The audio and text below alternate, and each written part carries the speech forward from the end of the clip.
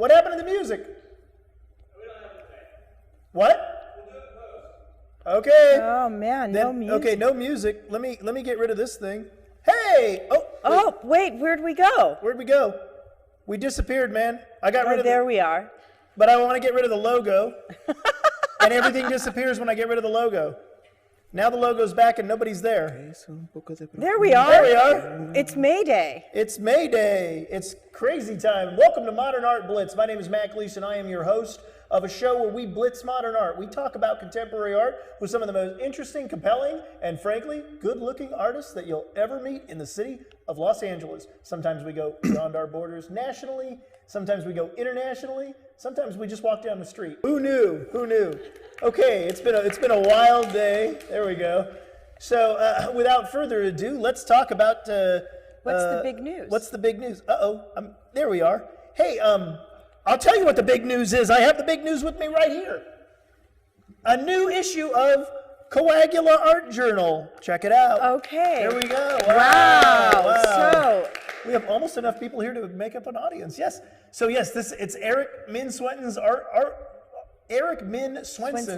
Art World Yearbook, and it's pages and pages and pages of photos of Art World people, and it's going to be premiered May 7th at the Museum of Art and History in Lancaster, California. beautiful Lancaster, California. Beautiful, beautiful downtown Lancaster. It's in conjunction with Eric's show of portraiture, Artist as Subject. There's going to be a bunch of shows there of artists as subject. Eric's is one, and it's going to be portraits that appear in this issue of Coagula Art Journal, number 113. Lucky number 13. 113. How many portraits are in there, Matt? 167 Art World All-Stars. Wow. And So- how did you guys...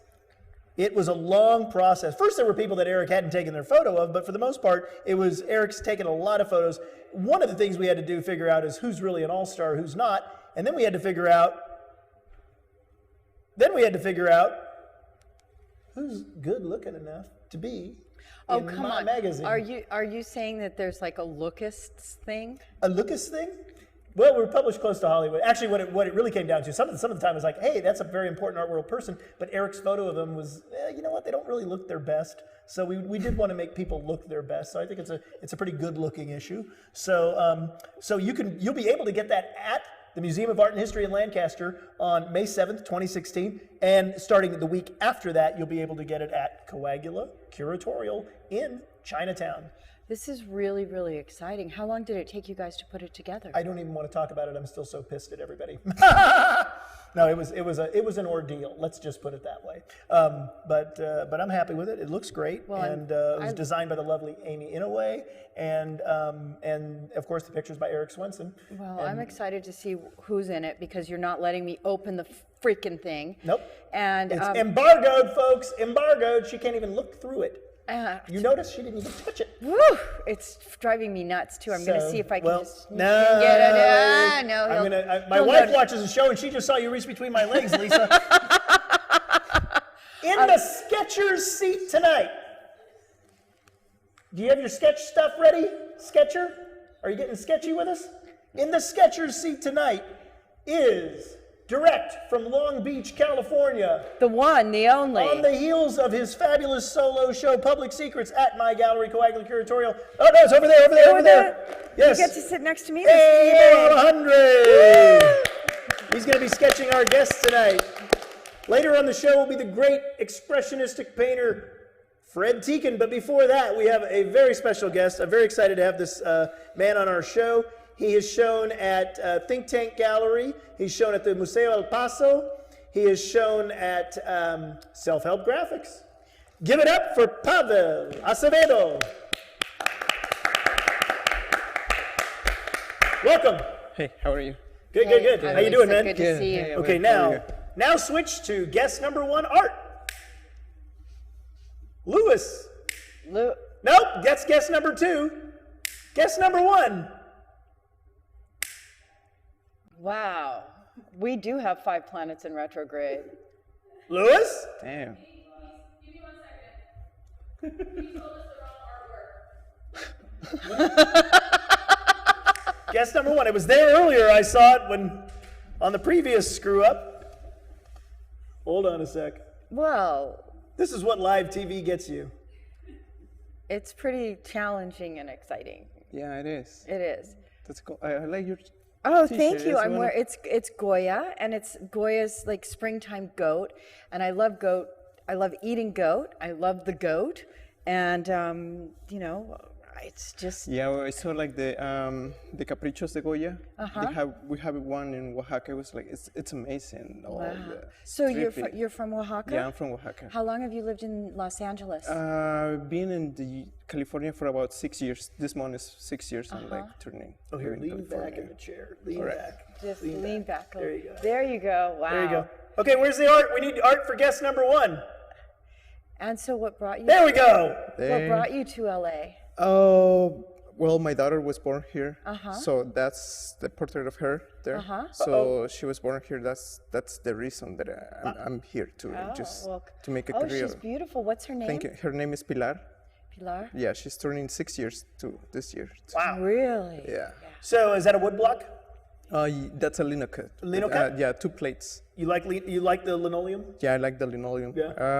I was my teacher was one of the introducers to like wood blocks, and he comes from Japan. His name is Shinsaburo Takeda. So we got a big tradition and like lessons of like wood carving and lino cut carving in Oaxaca. So that's why. Oops. Oh, that's beautiful. What's that? Oh, that's a lino cut too. So Yeah? most of my work has been like working on lino cuts and drawings and paintings. And what size is that piece? That's 15 by 15 Wow. the plate. That's a huge, man, for a lino cut, that's amazing. Yeah, I've been working for right now, try to do bigger sizes, like 18 by 24, and try to do more than that. Like, Yeah? right now I'm doing a project of like a whole wood plate. So probably with the steamroller, have to print it. With a steamroller? Yeah. Just driving it over? Yeah, yeah, ready. It'll be That's cool. hot. God, That oh my is God. wow. Stay That's up. a great mix of like technology and car fetishism in one. Yeah. Yeah, it is. It's cool. It's always excited because there's always like the fact to make a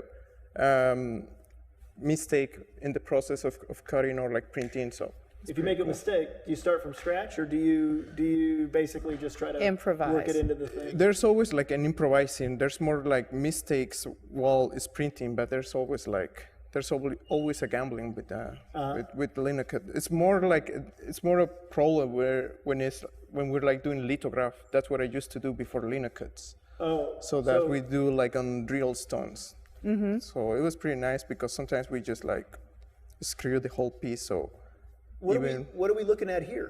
this is a mural that I did in Riverside. Oh, is that on the wall of what building is? It's a bar called W Wolfskills. It's one of the newest bars in Riverside, California. So we did a big The mural. Wolfskeller? Wolfskills. I guess it was like a person related to whiskey. Oh, Louis Wolfskill? Yeah. Oh, So they did a bar and they holds his name. It's in Riverside. Oh, okay. And what does it say on here? Nada dura para siempre. Like nothing lasts forever. Nothing lasts forever, Yeah. Well, that's true when it comes to alcohol. including your buzz at the bar. Yeah. Great minds, Matt. Great minds. Yeah. So yeah, that's one of the first murals we did in Riverside, California. And How many murals have you done? so far, like four yeah? murals. Yeah, 4 murals. That's what I've been doing. How old are you now? I'm 31. 31? How long have you been making art? For like about 4 years. 4 years? Yeah. Wow. What did you do before that? I was just like a student. I was preparing myself, like working in some pre-making shops, like. So you doing didn't. myself. Okay, so this is interesting because a lot of people are like, oh, I'm an artist. I was born an artist, and you're saying you didn't feel you've been making art for Yeah. many years, but you didn't feel like you were an artist until 4 years ago. Yeah, because like I have to like prepare myself. I mean, for An I don't know. apprenticeship. Yeah, I have to do it myself because before I went to school, I was just like a self-taught. So that was different process for me, like to consider myself like I'm getting ready for this now. Oh wow. Okay, so that's. I mean, I enjoy the lack of pretension here. That's for sure. So Yeah, that's pretty cool. as we're moving on in the slideshow, wow, what's this? What's the 09 in there? 09, those are like that's one of the pieces is displaying in El Paso, and it's a pre-making project. They were doing like with cities from Albuquerque in Arizona, in El Paso, Albuquerque, and Riverside. And it's called like, it's to bring 30 printmakers. And it's called like the Desert Triangle Carpeta. And right now it's in display at El Museo del Paso Art Museum. In El Paso, Texas. In El Paso, yeah. And this one is like, I've been like, since I moved to the US, my first impression was like about the freeways and how like people, everything related to a freeway in their like dailies. So to me, it's like always try to bring those numbers and put it in their faces, you know, in their expressions. So that's one thing. And it's basically the 60 freeway. Oh, the 60, it's upside down. So I always try to make it like, I don't know, try just to play with that. Well, now, the piece here is not upside down. You just put 60 upside down. Yeah, it's a 60 upside down. Okay, because it looks like 09. Okay, great. So that's the 60. Yeah, and that's 18 by 24 plate. A lino cut? Yeah, lino cut. Wow. So, and what year is that from? It was used last year. Oh, it's yeah? an edition of 50. A 50? Yeah, Wow. 50. I always do like 20. I don't like to do more, but this was like... Who'd you do this with? I printed myself, have my own press, and it's in Urge Palette Art Supplies, it's in Riverside. So that's my own, that's where I have my own press, and like we work on that. Wow. So yeah, it was like, I always do 20, and this one was like 50. It was like... You did 50 of the 60. No, 50 of the 60, yeah. So that's the process for that, and yeah, it was challenging. And the 60, now that goes to Riverside. Yeah. You live in Riverside. Yeah, now, I live right? in Riverside. It's a little more integral as far as the artery that you get into the main city. Yeah, that's Or do you pretty look much. at the Inland Empire as its own like art scene, or do you look to LA? It's weird because I grew up in Oaxaca, so I was like, art for there is like, I don't know, I feel like still belong there. Oh yeah. So I come here and it's like a different perception because like people from there, they look at here like, I don't know, like the way that you're saying that. So I don't know, to me it's like being in two worlds. Two worlds. Yeah, kind of. Which do you prefer, Riverside or Oaxaca? I prefer being here right now. Yeah? I just try to be here right now. Yeah. I like it. It's cool. Is River? I'm trying to give props to Yeah, Oaxaca. Is it sure. a little prettier in Oaxaca than Riverside? It's a lot of like movement, Yeah? a lot of art movement. Oh, There's right now, and that's how, I mean, we have like the studios to work all day, so that's pretty much like how we start as a self-taught artist there. So we just like, you have to do it and make it yourself. But you have to work. Work, yeah, Okay. constantly. Oh boy. That's a discipline. That's But you've been working hard while you're here. I mean, to have gotten the number of murals you've gotten, Yeah. and the shows you've gotten, Yeah, that it's is nice. phenomenal. Congratulations! Yeah, thank you. Yeah, it's pretty cool. And what are we looking at here? Okay, this is another like, I don't like to stick just to one technique. And this is like fumage, which is like to draw, to print smoke on paper. So basically, I've been just like drawing with a candle. Oh, and right. burning the paper till I The make an surrealists impress. did that a lot. So Yeah. that's something like, it's basically the same idea of a print, but just like smoke on paper. So that's something that I've been doing. So sometimes I just like printing, doing some Linux projects, and I like to jump to something else. So there's a change, there's like a risk on that. Is this a particular person? Yeah, all of them, my models, are like friends. So basically, I work with the same model like many times, and I use their like portraits for like different techniques, and I like to get like distortions, like, and whatever like the technique I'm using it, like, I don't know, just let it take it. What and who is this? This person is a friend. His name is Mishak. Sometimes I don't really try to take too much to the person, so it's just like Oh, so this is more of an abstraction base. Yeah. You start with Mishak as a source. yeah, and you just kinda- with this one I start like a regular charcoal drawing, and at the end I just start like going with the candle. Yeah. And sometimes they just burn, disappear, and another ones they Has he seen it? yeah. Did he like it? He did, yeah, he liked it. He liked it. Yeah, he liked it. He doesn't have a jaw, so it's like pretty cool. Did he for buy him. it? No. God dang, He man. bought another stuff. He bought some Yeah, prints. he bought some other stuff. Okay, Yeah, okay, that's fine, Okay, fine. that's good. You're off the hook, Mishak. This time, but Right. we want you buying more art though. Okay. Yeah. So, and then we have. Oh, who's this? Oh, that's another friend. She's a writer. This is one for a solo show that I'm having on May 14th in Avenue 50. Oh, you're showing it at Avenue Yeah, 50? Avenue Oh 50. wow, Nice. I'm that's gonna a be big having deal. Yeah. I'm gonna have a solo show right now, and it's the title of dry land commute. So this is another stuff that I'm doing like with watercolor and cut and paste. I just always like to. So there's a bit of a collage element here, and, Yeah. and you've done some watercolor. And who's the person in this? It's a friend. She's a writer. Her name is Cleo, and she's one of the. She's actually from my hometown, from Oaxaca, and she just did she published something.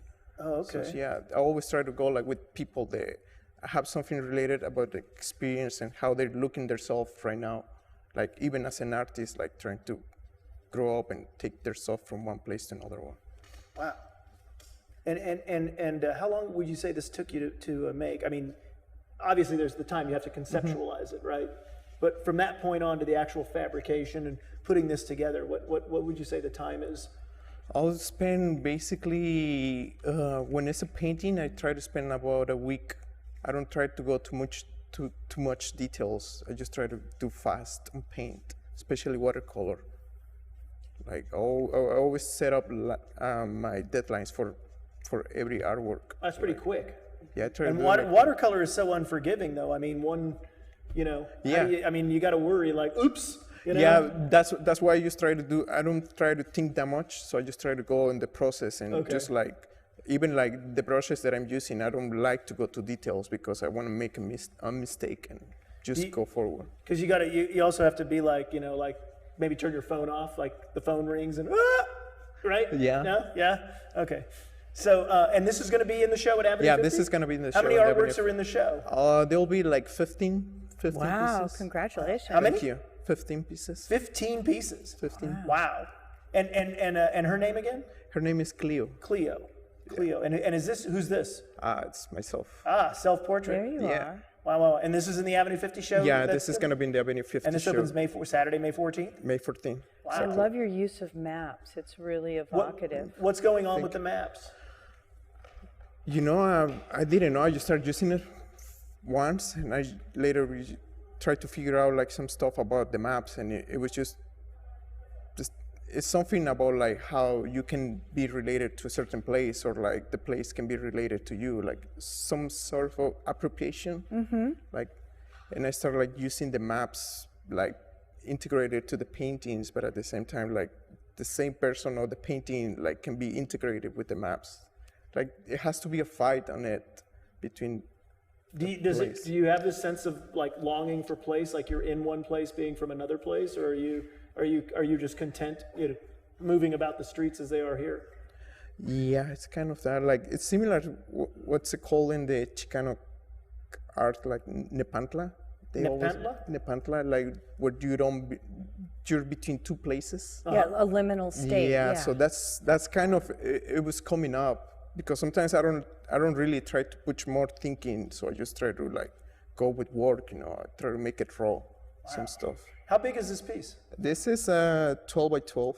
Oh, this is a small piece. Yeah, it's a small piece. And is that watercolor also? It's a watercolor with the paper. Wow. On watercolor paper? Yeah. With the collage elements. Wow. Yeah. Okay. So I start like cutting. I start cutting on the face, so you can reveal some of the maps that are coming. Right. Oh, okay. Wow. This is fabulous stuff. Well, I'm interested in seeing your show at Avenue 50. Now, how did you end up hooking up with Avenue 50? I just asked once, like. So basically, remember, people are watching this and they're going to think, well, I just have to ask once. I mean, obviously you're starting off, you're pretty awesome. I mean, who'd you know? Nobody. No? I just went. I have enough work. You had enough work? Yeah. They were interested? Yeah. That rarely happens, No, he had enough good work. It's having the good work. Yeah, that one too. Probably. There's a lot of lousy artists going, how come I can't get a show? Yeah, and, I mean, it might be the fact that they make lousy art. You're making some interesting stuff here. Thank you. Yeah, I'm just like make my art and just try to go see what's happening. If it's not, I keep continuous doing that. Because people are talking about it. They say, you got to see Pava, you got to see Pava. So I was like, I got to get this guy on the show. I got to find out what's going on. Okay. So there's a lot going on. He's totally the bomb. He's the bomb. I'm going to be hitting him up for a show. She's a curator, so you got to watch out. Yeah, See, no. I'll come out for you. No, I have a perfect show for you, actually. All right. That's cool. So, okay, well, thank you very much for being on Modern Art Blitz. And we're all going to go out. Stick around, because after the show, we're all going to go out to Chinese food. For sure. So, and then now you have to go trade microphones with our next guest. All right, cool. So, thanks, man. Thank you. Thank Thank you. you. See you You soon. guys, All right, thanks. applause. Applause. Pavel Acevedo. Awesome. That's some great stuff. Yeah, I'm glad we had him on. I looked at the work and I was like, I gotta meet this guy. Oh yeah, no, that's and I love this sort like you come here, you're good at what you do, and boom, you get murals, and boom, you get shows. But now, wait, we gotta put this in this. Boom. Here, run over here and put it up to the camera. Here we go. Here we go. From the Skechers seat. No, look at the. Oh yeah. There you go. Wow. And that is from the Skechers seat, Abel Alejandre's portrait of Pavel Acevedo. All right. Wow. Okay. We'll get a new piece of paper out for our next guest. But before our next guest, here I wanted to show off the new issue. Can I talk about it enough? Can I look? Can I touch it? Nope. It's on an embargo. I can't touch it. Let me explain something. Let me touch it, Matt. Please let me touch it. She's gonna get me killed. Okay. Lee, I just want him for his newspaper. So I'm getting ink on my fingers with the new issue of Coagula Art Journal, issue 113, which she cannot touch. This is on an embargo via my agreement with the Museum of Art and History in Lancaster. We cannot. So you have to go see Eric Min Swenson's Artist as Subject. Or he has a show of his portraits in a meta group show of Artist as Subject. But now, on to our next guest. The subject is a legend in art. He is an expressionistic painter with few peers. He was once a well-known musician. We may get into that. We may get into a lot of things. There's too much to talk about with Fred Tieken. Here he is. There's your art. There we go. How's it going, Fred? Good. Hey, Welcome Fred, to Modern how Art are Blitz. you? Good to see you. We got a new piece of paper from the Skechers All seat right. for you. Can't wait to see that. Oh, geez. Okay. Don't show my big gut there. Okay.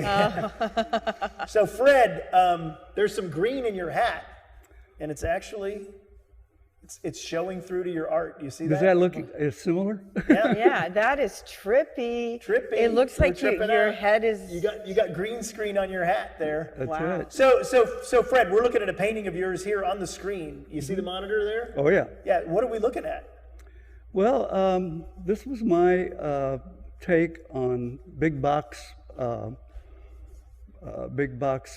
retail, wholesale stores that you go in, you buy 5 gallons of pickles and throw, 4.5 gallons of them away. Wait, Fred, do you throw 4.5 gallons of pickles away? Well, I don't, because I hardly ever go to it, but I went to a couple of them, and I just saw they were carrying like a lot of junk food. So the whole thing is filled. The whole basket there is filled with a lot of junk food. And the little guys on the side there, he's got I believe 12 dozen socks. The guy on the right there has bought just 12 dozen white socks. And How many of those socks do you think he's going to wear, Fred? Yeah, Is he gonna really. wear them all? That's the thing. He could give it to the entire neighborhood. But So I know when I go to Costco, the reason I got it, my mother got infirm and just said, "Here's a Costco card. I have to go to Costco." And I buy for me and my wife. I buy for my parents and my brother who lives with my parents and a sister who lives nearby my parents. So it's like that's 6 people. well, you have to. Yeah, And there's you have still to. and then the stuff Yeah, still right, goes rotten right. before you eat it. I all. know. What inspires you to have socio-political commentary in expressionistic painting? I've just lived a long life, and I've been a lot of places, and I'm an observer, and I also am a people watcher, and I've been in a lot of situations. I try to cover a lot of those in my paintings. Some of them are a little sarcastic, others are pretty political. Well, speaking of people watching, here's 3 people. Who are these? This is a painting that I actually did here in town. Here in town being Southern California. Right. And a lot of my art's done in Arizona, of course, but these guys, sometimes when I start out, I just have no idea where it's heading. but I knew I wanted to do 3 heads, and the name of the painting is 3 Heads Are Better, ... 3 heads are better than... Yes. Uh-oh. So these guys, they, if you can read the small type, which probably is not small if you're watching it on a screen, but a big screen, but they are in different situations. They may have a hotel there in the back. You can see the people in the hotel. And my little commentary is this kind of tongue-in-cheek, where I believe it says something like, no bicycles or children allowed, or things like that. No cats or bicycles. Oh, you can read it, good. Yes. And what's this, is this, do you consider this piece to be a commentary? 3 heads are better. Yeah, it can relate. You know, whatever the viewer thinks is what it is. Uh-huh. And sometimes as I'm doing it, it changes 4 or 5 times of the direction I'm heading. What inspires your wild expressionism? Do you lead a wild life? At one time, I think Gail would agree with this. I was pretty wild. I hung with a wild group, musicians in the 70s, you know. I mean, it didn't get much. you know what I'm talking about. I've read about it. You read about it. So you kind of co-authored Sex, Drugs, and Rock and Roll. I kind of have been there, done that, and tried to settle down. And but at the same time, I was a graphic designer. I don't know if that's a good thing or a bad thing, but that kind of kept me in food, and that's kind of where my art started with that. Do you see a line between design and fine art? I try to stay away from it. I had a nervous breakdown because of deadlines. We did a lot of publications and stuff. We did the Ritz-Carlton International magazine, and if you miss one day, it doesn't make the stands, and you're in a whole lot of trouble. The pressure got to me. I just one day said, Gail, it's yours. I'm going to lay down for three months, and I had to quit. Wow. It was just too intense.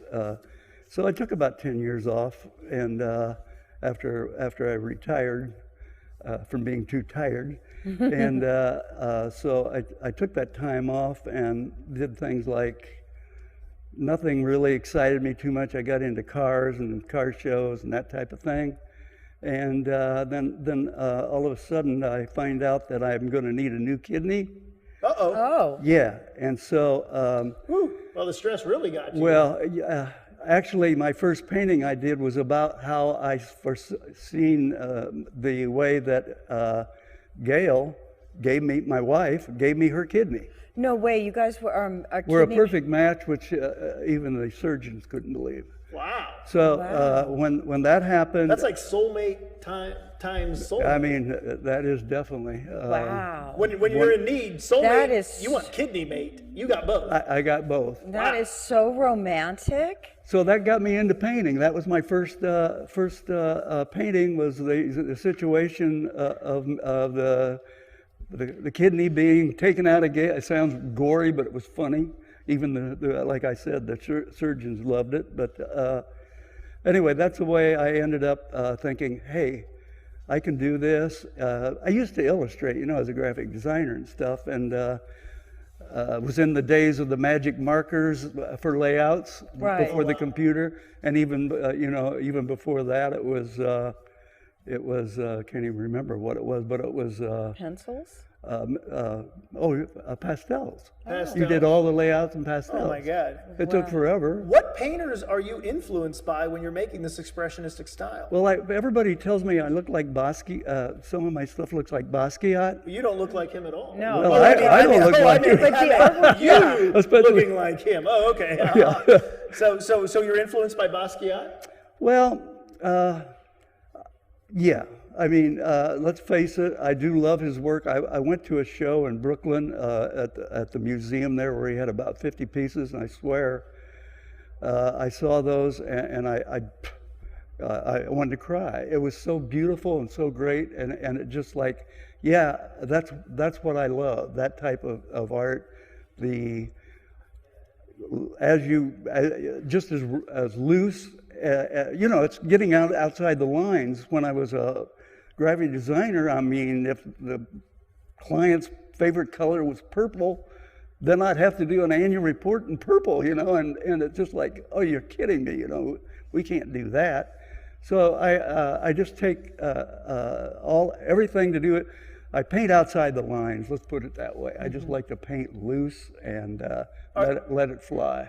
When you were a graphic designer, did you have any influences within the graphic design world? Yeah. Who's a great graphic designer? Well, Andy Warhol wasn't bad.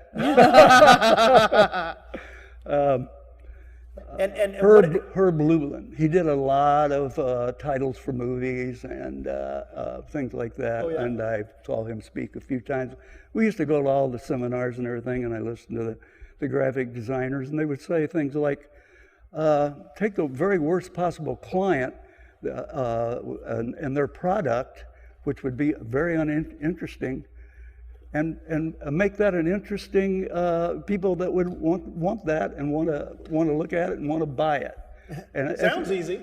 Yeah, it sounds easy. Yeah, most people want the high quality clients, but the real challenge is in the startup companies that may not even have that great idea to make it look like it's happening. So do you think that today that the graphic designers with the computers, it's so easy to just get into it that they kind of wing it, or are they as good as the veterans back in the day? It's so different. I think it may be good, but for me, it's not that great. They really don't. Generally speaking, the computer will not take the place of thinkers. It just doesn't, to me, work that way. Well, what are we looking at here?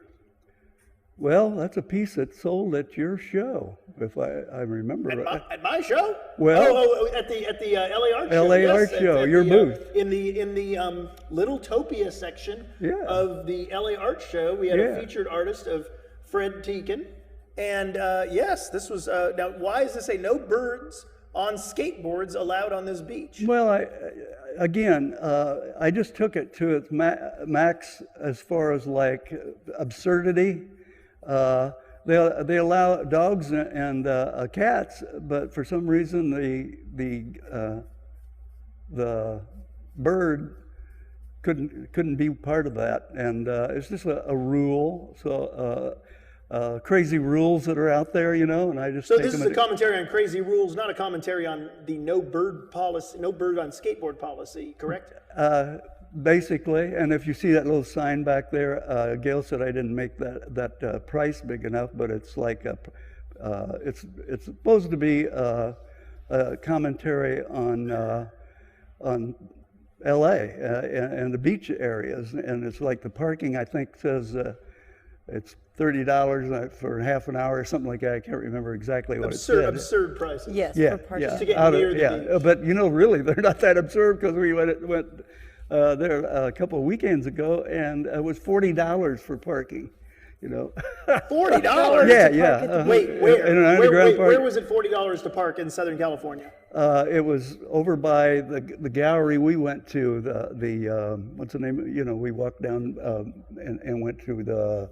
What neighborhood? In Venice. Oh, L.A. Louvre. It was right. It was there. I think. $40 to park. Yeah. On a $40 Saturday. to park in L.A. Louvre, and let's just say, not every show there's mocha. You know.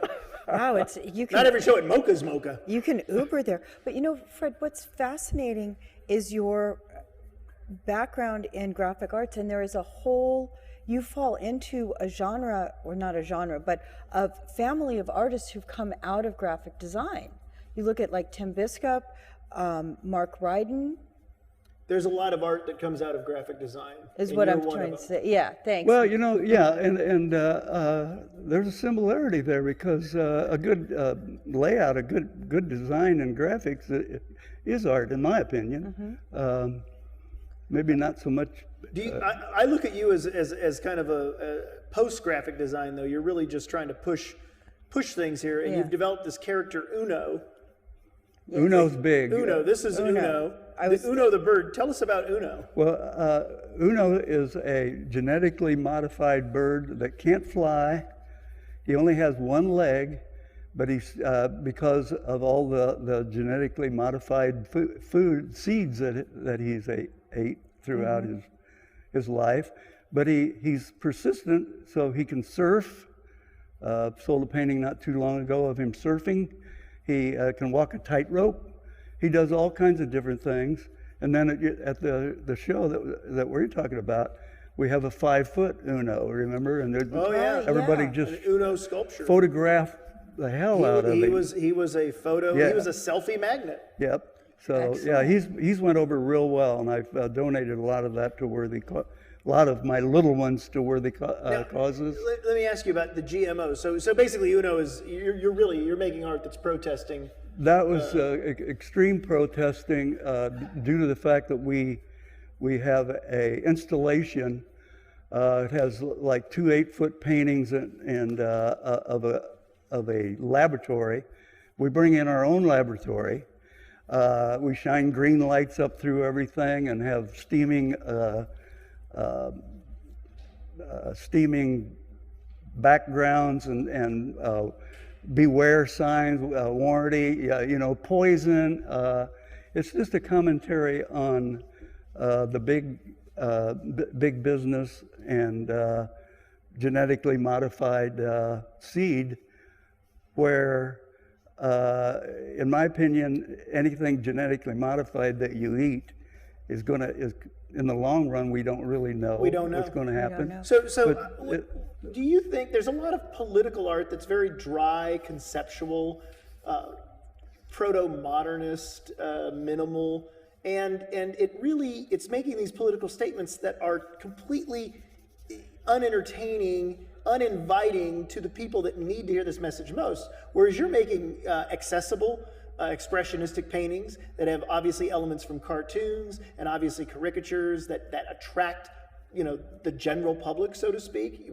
Do you think that politics and political art need to be more accessible, or is this just your style and you're going to do it? Well, I think humor sells, and I think no matter what you're doing, if you put a little twist of a little bit of fun and humor into it, people are going to pay more attention to it. They laugh, but at the same time, something's registering with them, like, oh yeah, it's a little deeper than just funny, It's got some.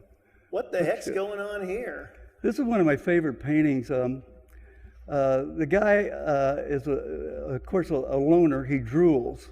Well, I drool. I'm a loner, I guess, too. So what happened here is this guy just kind of crawled out of the ocean and met the character on the left, and they immediately fell in love. And he said, "You smell like fish," and she said, "Why, thank you." So he liked the smell of fish, and so they lived happily ever after?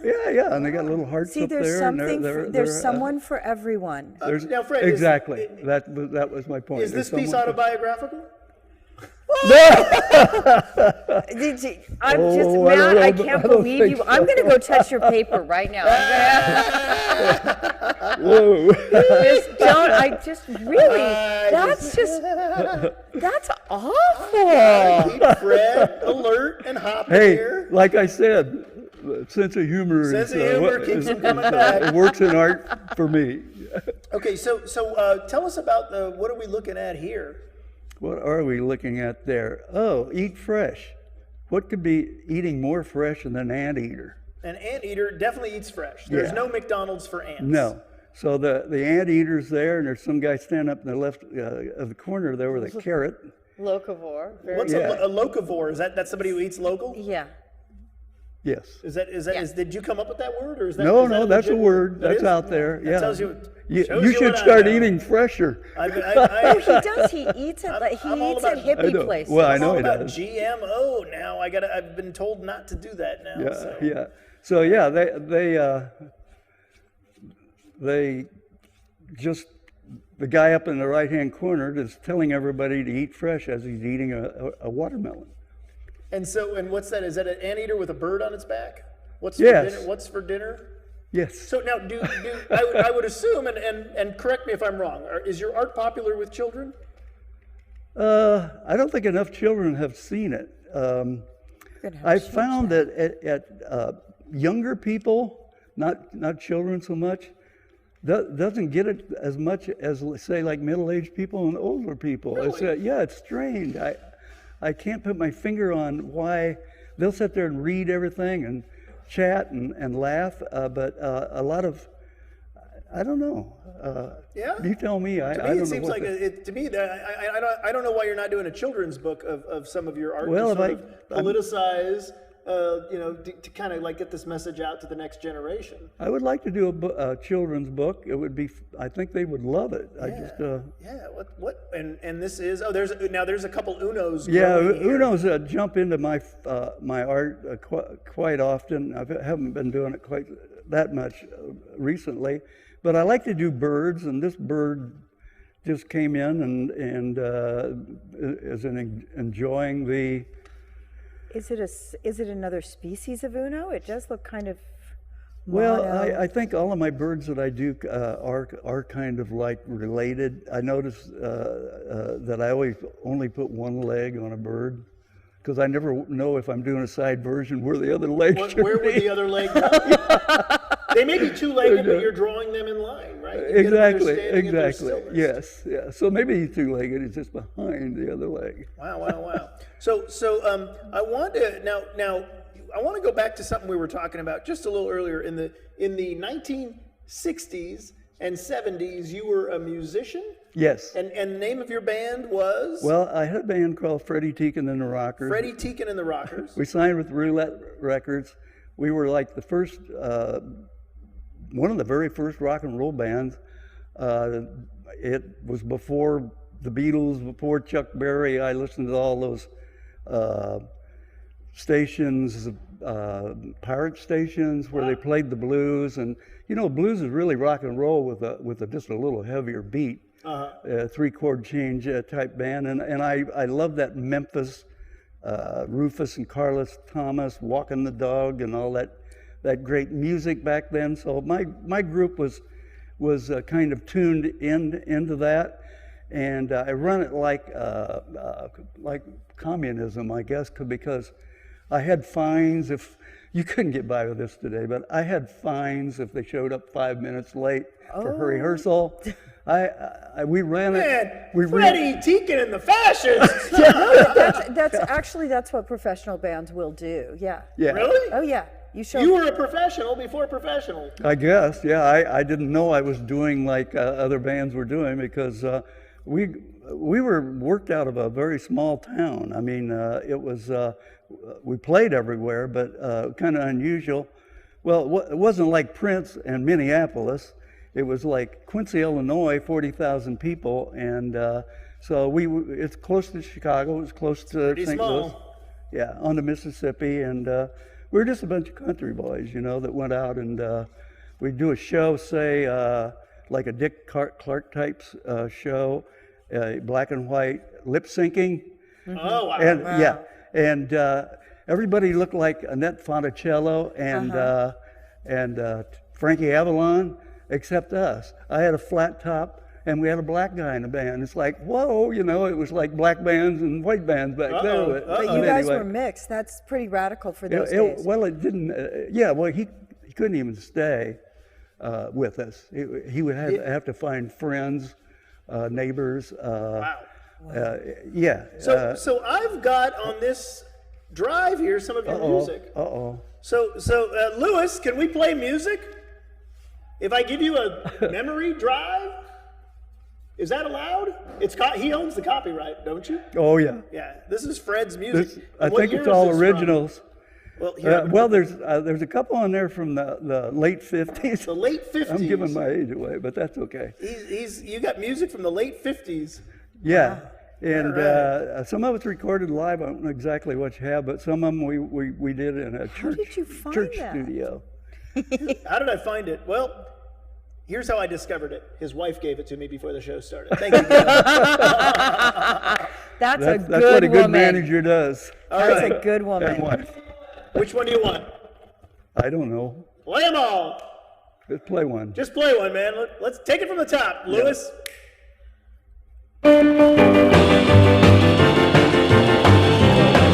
Well, Aunt Mary finally caught up with Uncle John. She caught him slipping sideways from the solid how she got the Crank it. Uncle John Come on, Gail. Come on. Yeah. When I took Uncle John down the knuckle kitchen, she sounded like Grant when he shook up her baby. Come up here, I'll dance with you. I can't dance, but I'll dance with you. Uncle John got a double No deal. takers. Yeah. When Uncle John got loose and Mary snatched him back, she said, "Them greenback quarters, nickel and dime, whatever that penny was back." She got the reeling. Come on. No one's gonna. Come on, Fred. Fred, Oh, I stand up. can't Come on. dance. Like an early walk. I was just getting. Look at him. Guys, He can't. oh, come on. Keep cranking it down. Crank it. All right, let's see what we got here. When I took Uncle John down the knuckle kitchen, she sounded like Grant when he shook. All right. All right, there we go. Now you have to applaud for this. Look at that. Yeah, don't get my crotch in there. Oh, you had to Really be in get trouble. you had to get my throat in there, didn't you? Thank you. All right. For my guests, Fred Tieken, Pavel Acevedo, my co-host Lisa Derrick, in the Skechers seat, Abel Alejandre, Cindy dancing with us, of course Gail Tieken bringing in the memory stick. I'm Mac Gleason. This has been another episode of Modern Art Blitz. We do this every Sunday live at 5 p.m. and archived on YouTube in perpetuity. And on modernartblitz.com. ModernArtBlitz.com. Don't forget that. All right. Text me now.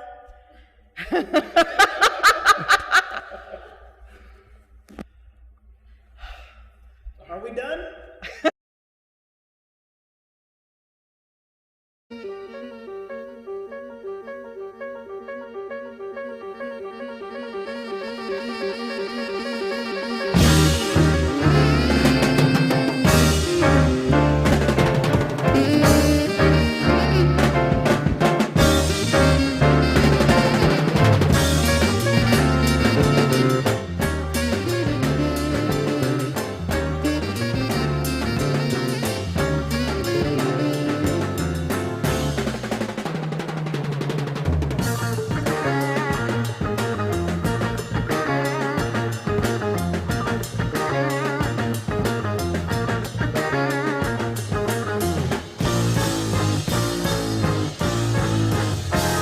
Are you happy where you are? You have a spark in life. The girl you bought the other night, you want her for your wife. Alcohol is your big kick. You drink it all the time. Light a joint, relax, my friend. Open up your mind.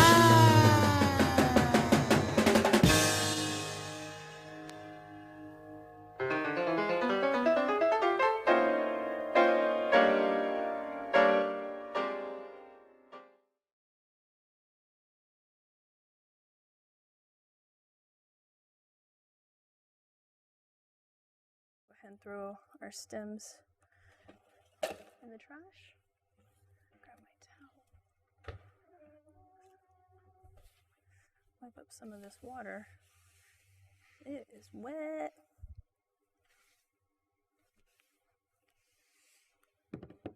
So there are all of our kale leaves in the water. We'll go ahead and just mix them in there.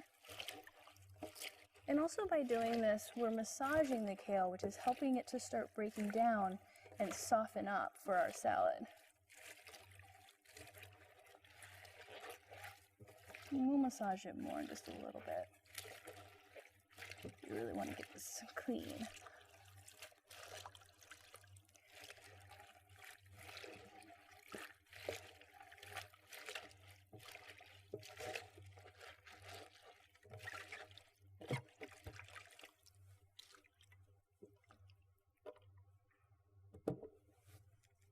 I'm going to set our kale in this colander. Put the towel underneath it. It'll help lose some of the water so it doesn't just sit in a pile, collecting or hoarding the water.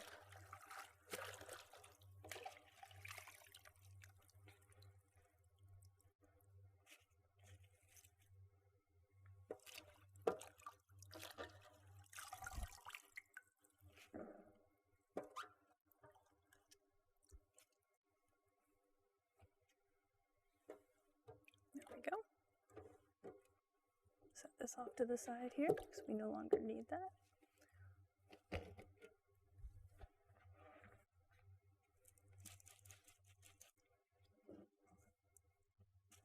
So this is losing a lot of water.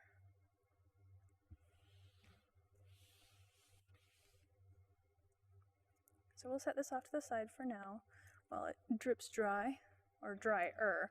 And when we bring it back over, I'll go ahead and blot it a little bit more, but for right now I'm gonna let a lot of the water just drip out the bottom there. I'll grab another towel. Man, I went through all of those towels this week.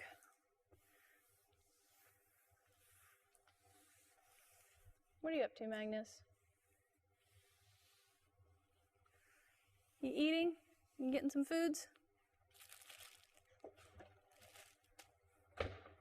So the next item that we're going to deal with is our carrot. Ta-da, carrot. Let's go ahead and give this a quick rinse. And the carrot we're gonna go ahead and shred. It's personal preference on my end. You can cut it into rings, you can slice it like matchsticks, you can cut it lengthwise. I don't particularly love carrots, but I will eat them, so therefore I'm going to shred it so it's easier for me to eat. First thing we need to do with the carrot after rinsing it is, of course, peel it. Now you can leave the peel on if you want. It's personal preference. If you like a more earthy flavor, then by all means don't peel your carrot, but I'm going to peel it in this instance. Usually I don't when I'm cooking, but when I'm eating it raw, I do. So let's get the outside of this off of here.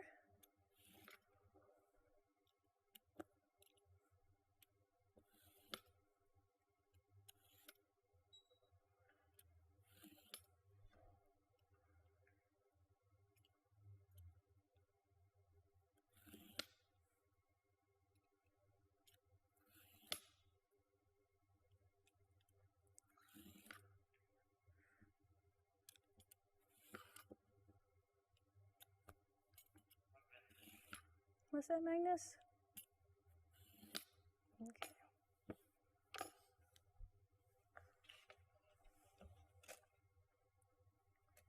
I left my good knife upstairs today, so we'll have to use the downstairs knife. Chop off the end. We'll go ahead and start shredding.